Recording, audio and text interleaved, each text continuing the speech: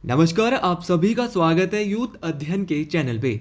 देखिए, एक बार फिर से मैं आप सभी के बीच आने वाली सीटेट परीक्षा के लिए जीके का पार्ट 2 लेके आ चुका हूँ। देखिए, पार्ट 2 का जो पहला क्वेश्चन है कि ऋग्वेद में किस नदी का उल्लेख नहीं है।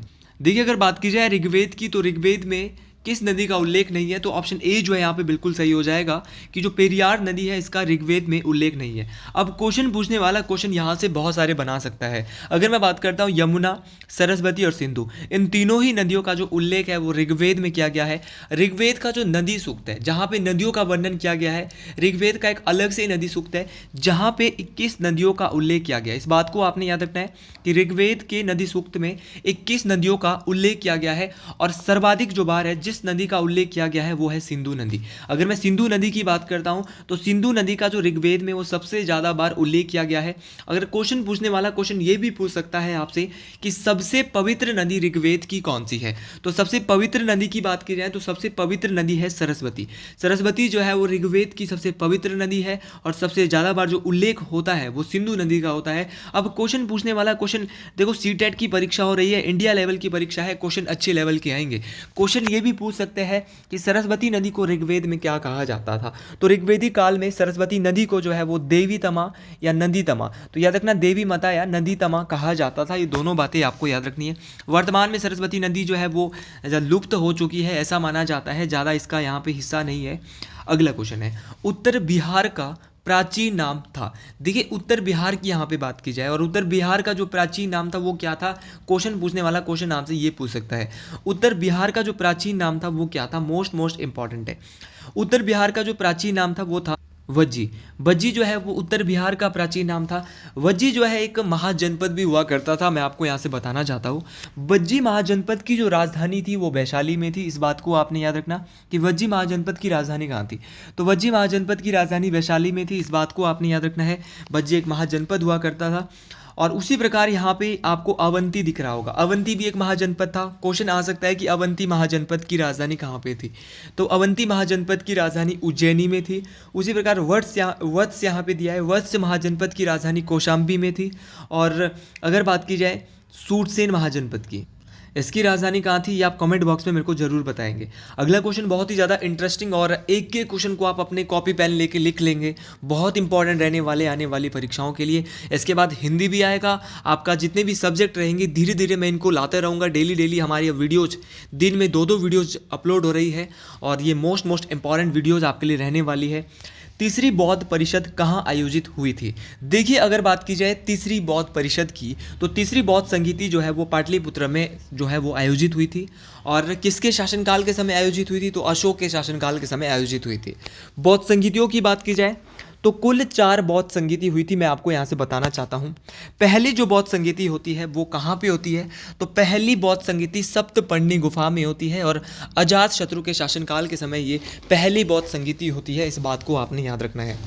दूसरी जो बौद्ध संगीति होती है वो कहाँ होती है, तो दूसरी बौद्ध संगीति जो है वो वैशाली में होती है और कालाशोक के शासनकाल के समय दूसरी बौद्ध संगीति होती है। इसके बाद तीसरी बौद्ध संगीति की अगर बात की जाए तो तीसरी बौद्ध संगीति मैं बता चुका हूँ कहाँ पे, पाटलिपुत्र में तीसरी बौद्ध संगीति हुई थी और अशोक के शासनकाल के समय, जो कि मौर्य वंश के सबसे शक्तिशाली राजा हुआ करते थे अशोक। और चौथी जो बौद्ध संगीति वो भी उससे भी इंपॉर्टेंट है, चौथी बौद्ध संगीति जो है वो कुंडलवन कश्मीर में हुई थी। तो आपने याद रखना है 3 बौद्ध संगीति तो बिहार में हुई थी, लेकिन चौथी जो बौद्ध संगीति होती है वो कश्मीर में होती है। तो एकमात्र बौद्ध संगीति जो कश्मीर में हुई थी वो थी चौथी बौद्ध संगीति। किसके शासनकाल के समय हुई थी भाई, याद रखना कनिष्क के शासनकाल के समय। अगर कनिष्क की बात की जाए तो कनिष्क जो है वो शक्तिशाली राजा थे कुषाण वंश के। इस बात को आपने याद रखना है, मोस्ट इंपॉर्टेंट बात है ये भी। अगले क्वेश्चन की ओर जी हाँ, अगला क्वेश्चन बहुत इंटरेस्टिंग क्वेश्चन है और क्वेश्चन इस प्रकार बना था कि शूद्रक का मृच कटिकम है। देखिए, अगर मैं शूद्रक की बात करता हूँ तो शूद्रक का एक मृच कटिकम जो है ये एक ड्रामा है। इस बात को आपने याद रखना है, एक नाटक ये है यहाँ पे, इसको मैं तो शूद्रक का जो मृच कटिकम है वो एक प्रकार का नाटक है। इस बात को आपने याद रखना है। और किसके द्वारा जो है वो शूद्रक के द्वारा जो है वो मृच कटिकम की रचना की गई, मृच कटिकम नामक रचना की गई थी। इस बात को आपने याद रखना है। उसी प्रकार पाणिनि ने अष्टाध्यायी लिखा और कौटिल्य के द्वारा अर्थशास्त्र नामक ग्रंथ की जो है वो रचना की गई थी। तो इस प्रकार की सारी चीज़ें आपको याद रखनी है। क्वेश्चन कोई सा भी परीक्षा में पूछे आपको हार नहीं माननी है। वहाँ पर आपको जीके में अपने जो है वो 20 से 25 नंबर आराम से सेट करने हैं। पहले ही अगर आपने 20 से 25 नंबर सेट कर दिए तो आपका इजीली जो है वहाँ पे काम होने शुरू हो जाता है। आगे यहाँ पे अगर बात की जाए अगले क्वेश्चन की कि पाल वंश का संस्थापक था। अगर पाल वंश की बात की जाए, द फाउंडर ऑफ पाला डेंसिटी।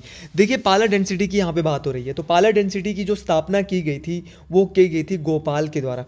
गोपाल के द्वारा तो पाल वंश की स्थापना की गई थी, पाला डेंसिटी को एस्टेब्लिश किया गया था, फाउंडर थे गोपाल। लेकिन क्वेश्चन पूछने वाला क्वेश्चन यहाँ से बहुत ही अच्छे तरीके से और बहुत ही ये क्वेश्चन पूछा जाता है कि जो विक्रमशिला विश्वविद्यालय है इसकी स्थापना कब हुई थी। तो विक्रमशिला विश्वविद्यालय की स्थापना किसके द्वारा की गई, क्वेश्चन ऐसे पूछता है। तो विक्रमशिला विश्वविद्यालय की स्थापना धर्मपाल के द्वारा की गई थी। धर्मपाला या धर्मपाल इसको हम हिंदी भाषा में बोलेंगे। तो धर्मपाल के द्वारा विक्रमशिला विश्वविद्यालय की स्थापना की गई थी, इस बात को आपने याद रखना है। और क्वेश्चन पूछने वाला, और ये विक्रमशिला विश्वविद्यालय किस राज्य में भारत के, वर्तमान में तो बिहार में है, और बिहार के एक भागलपुर, बिहार में ये भागलपुर नामक जगह पे ये है, और इस बात को आपने याद रखना है, मोस्ट इंपॉर्टेंट है। भाई धर्मपाल के बारे में इतना ही कहना चाहूँगा कि गोपाल के बाद जो शासक बने थे वो धर्मपाल ही बने थे। ये बात भी पूछी गई है पेपर में कि पाल वंश के राजा संस्थापक गोपाल के बाद राजा कौन बना था, तो धर्मपाल बना था भाई, इसी ने विक्रमशिला यूनिवर्सिटी बनाई थी। इसके बाद देवपाल भी ऑप्शन में दिया है। भाई देवपाल ने क्या किया था, तो देवपाल पाल वंश के ऐसे राजा थे जिन्होंने बौद्ध धर्म को संरक्षण दिया। ऐसे क्वेश्चन अगर आपको पेपर में आ गए तो आप सोचते हैं पेपर टफ आ गया है, लेकिन आपने याद रखना है कि देवपाल ऐसे राजा थे पाल वंश के जिन्होंने बौद्ध धर्म को क्या दिया था, संरक्षण दिया था। महिपाल प्रथम की बात की जाए तो महिपाल प्रथम पाल वंश के एक ऐसे राजा थे जिन्होंने राजेंद्र चोल पर जब राजेंद्र चोल ने बंगाल पे आक्रमण किया था तो पाल वंश को जो है वो पाल शासक को पराजित किया गया था। तो वो कौन से शासक थे, तो जब राजेंद्र चोल ने बंगाल पे आक्रमण किया तो पाल वंश के राजा महिपाल प्रथम को हराया गया था। इस बात को आपने याद रखना है, परीक्षाओं में काम आने वाली हर बात मोस्ट इंपॉर्टेंट। और अगला क्वेश्चन यहाँ पे बहुत ही ज़्यादा इंटरेस्टिंग रहेगा, इंपॉर्टेंट होने के साथ साथ इंटरेस्टिंग बहुत ज़्यादा क्वेश्चन है। बार बार पूछा जाता है कि किस राजा ने कोणार्क के सूर्य मंदिर का निर्माण करवाया। तो कोणार्क के सूर्य मंदिर का जो निर्माण है वो नरसिम्हा प्रथम के द्वारा करवाया गया था। कौन से वंश के ये राजा थे, क्वेश्चन ये भी पूछा गया है परीक्षाओं में, सीटेट परीक्षाओं में। तो अगर मैं कोणार्क जो मंदिर जो बनाया गया है, जिसको सूर्य मंदिर जो हम कहेंगे, जो कि उड़ीसा में स्थित है, और इसको ब्लैक पैगोडा क्या कहा जाता है इस मंदिर को, मोस्ट इंपॉर्टेंट बात है ब्लैक पैगोडा। तो ब्लैक पैगोडा के नाम से किस मंदिर को जाना जाता है, तो ब्लैक पैगोडा के नाम से जो है वो कोणार्क मंदिर को जाना जाता है, जो कि उड़ीसा में है। मोस्ट इंपॉर्टेंट है, इसको गंग वंश के राजा नरसिम्हा प्रथम के द्वारा बनाया गया है। मोस्ट इंपॉर्टेंट बात है भाई। क्वेश्चन पूछने वाला क्वेश्चन ये भी पूछ सकता है अमरनाथ मंदिर कहाँ पर है, तो अमरनाथ मंदिर जम्मू कश्मीर में है। अक्षरधाम मंदिर कहाँ पे है, सीटेट में ये क्वेश्चन आया है, अक्षरधाम मंदिर नई दिल्ली में है।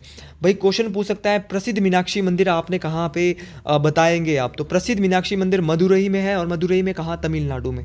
भाई सोमनाथ मंदिर जिसको 1025 में लूटा गया था, ये वही सोमनाथ मंदिर जिसको महमूद गजनवी ने 1025 में लूटा, जो कि गुजरात राज्य में है। द्वारिकाधीश जो मंदिर है ये गुजरात में ये भी, और आपका काशी विश्वनाथ मंदिर वाराणसी में है, जिसको भारत की काशी भी कहा जाता है। स्वर्ण मंदिर जो है भारत का वो अमृतसर में है, सभी लोग जानते हैं, जिसको गोल्डन टेम्पल कहा जाता है, और ये पंजाब में है, अमृतसर पंजाब में है। विठल मंदिर जो है वो हम्पी कर्नाटक में है, विठल मंदिर। तो ये सारे के सारे टेम्पल आपको जो एक्स्ट्रा नॉलेज में आपको दे रहा हूँ, ये मोस्ट इंपॉर्टेंट रहने वाली है आपकी परीक्षाओं को पास कराने के लिए। यहाँ से ये बहुत ज़्यादा रामबाण साबित होने वाली है। जी हाँ, अगली क्वेश्चन की ओर बढ़ते हैं कि how many members are there in the UN security council. संयुक्त राष्ट्र सुरक्षा परिषद के सदस्यों की संख्या कितनी है। देखिए आपको पहले तो पता होना चाहिए यूएनओ के भाई 5 पार्ट ऐसे हैं जो वर्क कर रहे हैं, रनिंग में काम कर रहे हैं प्रेजेंट टाइम में। पहले 6 पार्ट होते थे, लेकिन एक पार्ट इसका कार्य नहीं करता, वो है प्रन्यास परिषद। इसने 1994 के बाद कार्य करना जो है वो बंद कर दिया गया है। डिटेल से हम अपनी क्लासेस में पढ़ते हैं। अगर आप हमारे बैचेस को लेना चाहते हैं तो 1 दिसंबर से हमारा हिमाचल के अंदर जो है एक बैच बैठ रहा है, जो कि है टीजीटी कमीशन का। तो टीजीटी कमीशन के बैच के लिए अगर आप हमारे साथ जुड़ना चाहते हैं तो आप जल्दी से जल्दी इस नंबर पर कॉन्टैक्ट कर लें। उसके लिए हम यूट्यूब पर नोटिफिकेशन भी आपके बीच डाल देंगे, 7876145409 ये हमारा कॉन्टैक्ट नंबर है। इस नंबर पे आप हमसे जुड़ से जानकारी पा सकते हैं इस पूरे बैच की। भाई अगर बात की जाए संयुक्त राष्ट्र की सुरक्षा परिषद की, तो यहाँ पे कुल 15 देश है, और 5 देश यहाँ पे परमानेंट है और 10 देश नॉन परमानेंट है। जो ये अस्थायी देश है, मतलब कि 5 देश स्थायी है जिसको परमानेंट कहेंगे, और 10 देश क्या है, अस्थायी है। भाई आपको मैं स्थायी देश तो परमानेंट फिक्स रहेंगे, यह है A B C फिर से, ये मैंने इसके लिए ट्रिक दिया, ए बी सी फिर से। ए से अमेरिका, बी से ब्रिटेन, सी से चाइना, एफ से फ्रांस और आर से रशिया। 5 देश आपको याद रखने, अमेरिका, ब्रिटेन, चाइना, फ्रांस और रशिया। उसी प्रकार अगर मैं नॉन परमानेंट अस्थायी देशों की बात करता हूँ तो अस्थायी देशों की संख्या है 10। अस्थायी देशों को मात्र बनाया जाता है 2 वर्ष के लिए। अब भारत जो बना है अस्थायी देश, वो बना है कितने बार? 8 बार भारत अस्थायी देश बन चुका है। और 2 वर्ष के लिए चुना जाता है, कौन चुनता है? महासभा। तो यूएनओ का एक भाग है जिसका नाम है महासभा। यही महासभा जो है वो अस्थायी देशों को चुनती है, जो कि सुरक्षा परिषद में आते हैं। कुल सदस्य सुरक्षा परिषद के कितने हैं? 15। तो ऑप्शन डी आपको याद रखना है कि सुरक्षा परिषद के सदस्यों की संख्या 15 है, लेकिन कल के लिए पूछा जाएगा स्थायी परमानेंट 5 है और नॉन परमानेंट 10 है। दोनों बातें, ये चीज़ें सारी आपको याद रखनी है। ये मोस्ट इंपॉर्टेंट चीज़ें हैं भाई, और ये सारी बातें बहुत इंपॉर्टेंट रहती है टेट परीक्षाओं के लिए। यूएनओ की जो स्थापना है वो 24 अक्टूबर 1945 को की गई थी। इस बात को भी आपने याद रखना है, मोस्ट इंपॉर्टेंट बात है ये भी। अगले क्वेश्चन की ओर जाते हैं। अगला क्वेश्चन बहुत इंपॉर्टेंट क्वेश्चन बोला जा रहा है कि विक्रमशिला विश्वविद्यालय की स्थापना किसने की? आता है भाई, इसके बारे में पढ़ लिया है, धर्मपाल। अगला क्वेश्चन की सिंधु घाटी स्थल कालीबंगन किस प्रदेश में है? कालीबंगन की बात की जाए तो कालीबंगा जो है, ये कालीबंगन या कालीबंगा जो है ये राजस्थान में है। और मोहनजोदाड़ो की बात करें तो मोहनजोदाड़ो जो है वो कहाँ पे है? मोहनजोदाड़ो पाकिस्तान में है और ये सिंधु नदी के किनारे स्थित है। मोहनजोदाड़ो की भी खोज हुई है, और कब हुई है? 1922 में। मोहनजोदड़ो की जो खोज हुई है वो राखल दास बनर्जी के द्वारा 1922 में की गई थी। उसी प्रकार 1921 की अगर मैं बात करता हूँ तो 1921 में हड़प्पा सभ्यता का पहला स्थल जो खोजा गया था उसका नाम था हड़प्पा। हड़प्पा जो है वो रावी नदी के किनारे स्थित है, और इसकी जो खोज है वो राय बहादुर दयाराम साहनी जी के द्वारा की गई थी। इस बात को आपने याद रखना है, मोस्ट इंपॉर्टेंट बात है। और ये पाकिस्तान में है हड़प्पा भी। रोपड़ भाई पंजाब में है, मोस्ट इंपॉर्टेंट बात है, सतलुज नदी के किनारे है। रोपड़ को 1953 में खोजा गया था। उसी प्रकार आपका धोलावीरा जो है वो गुजरात में है और 1990 में इसको खोजा गया था। और कर्नाटका भाई गुजरात में ही आपने सुना होगा सुरकोटदा जो है वो कच्छ गुजरात में है, सुरकोटदा। और लोथल भी है एक, लोथल जो है ये भी गुजरात में है। इस बात को आपने याद रखना है, हर एक बात मोस्ट इंपॉर्टेंट है। अगले क्वेश्चन की ओर बढ़ते हैं कि भारत में ऐसे कितने राज्य हैं जहां पंचायती राज की व्यवस्था नहीं है? How many states are there in India where there is no panchayati raj system? Panchayati raj system जो है वो भारत के 3 राज्यों में नहीं है। अब आप इतना बता रहे हो 3 राज्य, वो कौन कौन से राज्य आपको पता होना चाहिए। तो ये 3 राज्य वो नॉर्थ ईस्ट साइड के हैं, उत्तर पूरब साइड के जो है ये राज्य है। कौन कौन से हैं? तो मैं अगर बताना चाहूँ तो नागालैंड, आपका मेघालय। थोड़ा यहाँ पे हमारे पास पेन नहीं है तो विदाउट पेन हम यहाँ पे लिखना पड़ता है, तो पॉसिबल बिल्कुल नहीं होता ढंग से, तो आप सुन के ही यहाँ पे सही कर सकते हैं। नागालैंड, मेघालय और मिजोरम, याद रखना है। नागालैंड, मेघालय और मिजोरम, ये 3 राज्य ऐसे हैं जहाँ पे भारत में पंचायती राज नहीं है। भाई पंचायती राज की अगर बात की जाए तो पंचायती राज जो दिवस है, एक राष्ट्रीय पंचायती राज दिवस भी मनाया जाता है। राष्ट्रीय पंचायती राज दिवस जो है वो 24 अप्रैल को मनाया जाता है। पहले तो आपने इस बात को याद रखना है कि राष्ट्रीय पंचायती राज दिवस जो है वो 24 अप्रैल को होता है। और उसी प्रकार अगर मैं आपको बताना चाहूँ, पंचायती राज जो है इसके 3 लेवल में बटा होता है पंचायती राज। कौन कौन सी लेवल है भाई आपको पता होना चाहिए। सबसे पहले होता है ग्राम पंचायत, ये होता है ग्रामीण स्तर पे। फिर होता है आपका पंचायत समिति, जो ये ब्लॉक लेवल पे होता है पंचायत समिति। और फिर जो आपका जो जिला स्तरीय पे होता है वो होता है जिला परिषद। भाई तीनों प्रकार के ये होता है, ग्राम पंचायत के भी चुनाव होते हैं, पंचायत समिति के भी आप बोल सकते हैं, और जिला परिषद के तो चुनाव होते ही होते हैं। तो ये सारी चीज़ें आपको याद रखनी है। और जिला परिषद के सदस्य भी है, अगर आपने, जैसे मैं हिमाचल से आता हूँ तो यहाँ पे तो चुनाव होते हैं, लेकिन जो कुछ राज्य ऐसे हैं जहाँ पे पंचायती राज नहीं है, वो मैं 3 राज्य भारत के ऐसे हैं। देखिए पंचायती राज को सबसे पहले इंट्रोड्यूस किया था, ये बहुत इंपॉर्टेंट क्वेश्चन है, किस राज्य ने किया था। तो सबसे पहले पंचायती राज के बारे में राजस्थान ने बताया था, और सबसे पहले 1959 की ये बात है। 1959 में पंचायती राज को राजस्थान के नागौर जिले में इसको लागू किया गया था। इस बात को आपने याद रखना है। जितनी भी एक्स्ट्रा बातें आपको बताई जा रही है वो मोस्ट इंपॉर्टेंट है। और कौन सा संविधान संशोधन पंचायती राज से संबंधित है? तो 73वां संविधान संशोधन भैया किससे संबंधित है?